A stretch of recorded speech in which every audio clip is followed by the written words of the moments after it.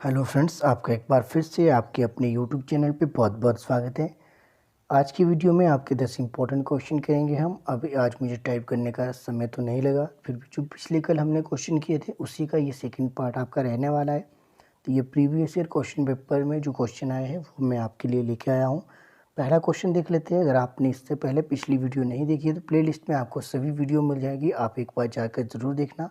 और साथ ही अगर आप HP टेट की तैयारी कर रहे हैं तो आप क्या करिए, स्पेशल आपके लिए एक और अलग से फोल्डर बनाया गया है प्लेलिस्ट में।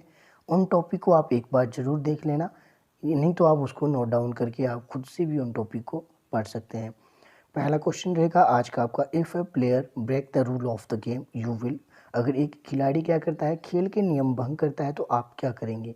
तो आपका जो पहला दायित्व है उसे क्या करेंगे आप, तो ये आपने बताना। Give him a lecture on discipline, क्या आप उसे अनुशासन पर व्याख्यान देंगे, या give him a chance to improve his game, या फिर आप उसके खेल को प्रोन्नत करने का एक मौका देंगे, या इम्पोज फाइन ऑन हिम, उसको दंड देंगे, दंडोपरोपण देंगे, या फिर throw him out of the playground, या उसे खेल के मैदान से बाहर निकालेंगे। तो इसमें जो ऑप्शन है बाकी सभी निर्वाह है, तो इसका जो राइट ऑप्शन हो जाएगा आपके पास ऑप्शन बी है कि उसे क्या करेंगे, give him a chance to improve his game, कि उसे एक मौका देंगे अपने खेल को प्रोन्नत करने का, यानी अपनी गलती सुधारने का उसे एक मौका देंगे। If a boy is injured in an accident you will.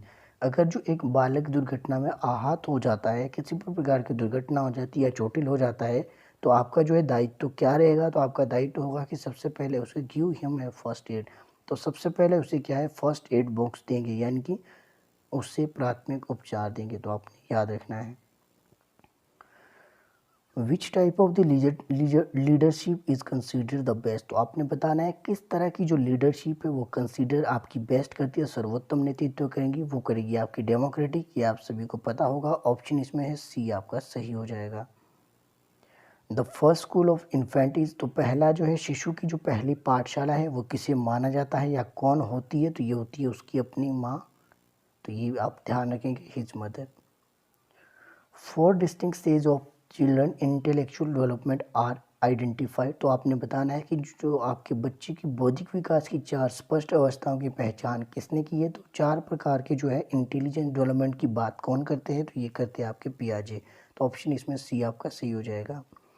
व्यक्तित्व के साथ ही साथ बौद्धिकता में आनुवंशिकता निर्वाह करती है। तो व्यक्तित्व के साथ जो आपकी आनुवंशिकता जो निर्वाह करती है, बौद्धिकता करती है, आनुवंशिकता निर्वाह किस तरह से करती है, तो ये एक नाम मात्र भूमिका में करती है, यानी कि आपका ऑप्शन इसमें आपका सही हो जाएगा ए। नाम मात्र में किस प्रकार करती है, मैं आपको थोड़ा सा आपको एक्सप्लेन करने की कोशिश करता हूँ। कि मान लीजिए कि अगर किसी का जो है पिता IAS है, तो अब ये इसका ये मतलब नहीं है कि जो उसका पुत्र है वो भी IAS होगा।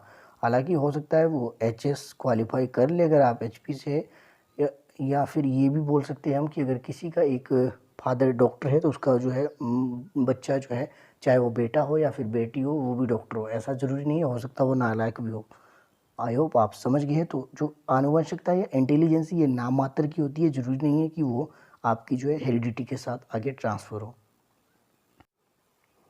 For primary school children which of the following is better. तो आपने बताना है प्राथमिक शालेय बच्चों के लिए निम्न में से क्या बेहतर है। तो ये कौन सा है आपका, अगर बात की जाए प्राइमरी स्कूल के जो चिल्ड्रन होते हैं, प्राइमरी स्कूल के चिल्ड्रन के लिए क्या होता है बेटर, कि वो अपने अनुभव द्वारा सीखते हैं। तो यानी कि ऑप्शन इसका जो है सी सही हो जाएगा, हैंड ऑन एक्सपीरियंस। क्योंकि यहाँ पे प्राइमरी स्कूल के चिल्ड्रन की बात की जाए तो बच्चों को क्या है, बच्चे कैसे सीखते हैं, खुद करके सीखते हैं, उनके एक्सपीरियंस के साथ सीखते हैं। पहले गलत करेंगे, फिर धीरे धीरे क्या है उनकी जो है करेक्शन होनी स्टार्ट हो जाएगी। अगला क्वेश्चन है आपके पास, यदि किसी बच्चे की मानसिक आयु 5 वर्ष है तथा अनुक्रमिक जो है उम्र 4 वर्ष है, तो बच्चे का IQ क्या होगा। If a child has mental age of 5 year and chronicle age of 4 year, then what will be the IQ of child. अब इसमें क्या है, ये क्वेश्चन आपका एक ना एक क्वेश्चन आपका जो है IQ लेवल से आपका हमेशा क्वेश्चन पूछा जाता है। चाहे क्वेश्चन ये पूछा होगा कि IQ का शब्द का जो सबसे पहले प्रयोग किसने किया, सबसे पहले इसको यूज़ किसने किया, जो IQ का है फॉर्मूला सबसे पहले किसने दिया या डेवलप किसने किया। तो IQ का एक फॉर्मूला है, आपको मैंने पिछली कई वीडियो में बताया, MA/CA। और ये इस तरह से आपका ये फॉर्मूला है। तो इसको आपने कैसे इंप्लीमेंट करना है, अब आपसे पूछिए मानसिक आयु। मानसिक आयु आपकी 5 वर्ष यानी मेंटल एज, और क्रॉनिकल एज यानी अनुक्रमिक आयु है आपकी क्रॉनिकल एज 4 वर्ष। तो आपने क्या करना है, इसको 5/4 कर देना है। मैं दोबारा से लिख देता हूँ। तो मेंटल एज लेंगे हम, मेंटल एज है आपकी 5 वर्ष, क्रोनिकल एज है आपकी 4 वर्ष, इसको आपने मल्टीप्लाई कर देना है 100 से। ये इस तरह से कट जाएगा, यहाँ 25 आ जाएगा और लास्ट में जो आपका आंसर क्या आ जाएगा 125। इस दोनों को मल्टीप्लाई करेंगे हम, तो इसका जो IQ लेवल होगा बच्चे का वो कितना होगा 125। ऑप्शन में आपके पास डी दिया गया है 125, तो ये आपका सही हो जाएगा। Who was the pioneer of the classical conditioning, जो क्लासिकल कंडीशनिंग है उसकी शास्त्रीय अनुकूलन है किसने दिया है, तो ये आपने बताना है। मैंने आपको कई बार बताया क्लासिकल कंडीशनिंग थ्योरी किसने दी है, तो ये दी है पेवलोव ने। पेवलोव ने दी है। ऑप्शन में आपके पास पेवलोव आपके पास यहाँ नहीं दिया गया है, तो ऑप्शन इसका डी सही होगा, नन ऑफ द अबव। अब आपने क्या करना है कि अब आपके पास ये ऑप्शन जो बाकी के दिए गए, स्किनर ने कौन सी थ्योरी दी है ये आप कमेंट करेंगे, वॉटसन ने कौन सी दी है और थॉर्नडाइक ने कौन सी दी है। इन तीनों ने कौन कौन सी थ्योरी दी है ये आप कमेंट करेंगे। मैंने आपको कई बार बताया है पिछली वीडियो में रेगुलर स्टूडेंट से, उनसे तो उम्मीद है कि आप कमेंट जरूर करेंगे। बाकी जो पहली बार है वो भी आप जाकर एक बार पढ़ लीजिए, उसके बाद आप कमेंट जरूर कीजिएगा, ताकि जो है आगे के लिए आपको हमेशा के लिए याद हो जाए। The first stage of the learning of a child is, तो पहली स्टेज कौन सी है आपकी जो है लर्निंग की, तो आपने बताना है कौशल अधिगम की प्रथम अवस्था कौन सी होती है, तो ये होती है अनुकरण, इमिटेशन। ऑप्शन इसमें जो है ए आपका सही हो जाएगा। Who is known as the father of the educational psychology, शैक्षणिक मनोवैज्ञानिक के जनक किसे कहा जाता है, तो ये जो आपका अगर आंसर की के हिसाब से देखें, पहले जो है इसको डेवी को भी कई जगह इसमें कहा गया है, कई बुक्स में अलग अलग थॉट्स है, पर जो इसका राइट आंसर हो जाएगा वो हो जाएगा आपका हर्बर्ट। तो ऑप्शन इसमें ए आपका सही है। The use of audio visual material aids in the class, तो आपने बताना है तो आपकी दृश्य श्रव्य सामग्री साधनों का प्रयोग कक्षा में होता है, तो किस इसमें होता है, आपने अप्रोप्रिएट आंसर देना है, नियर बाय का देना है। तो उनके लिए ये ज़्यादा सहयोगी रहता है कि जो बच्चे हैं सीखने में जो है ज़्यादा समय लगाते हैं, यानी उन विद्यार्थियों के लिए अधिक उपयोगी होगा जो धीमे सीखते हैं।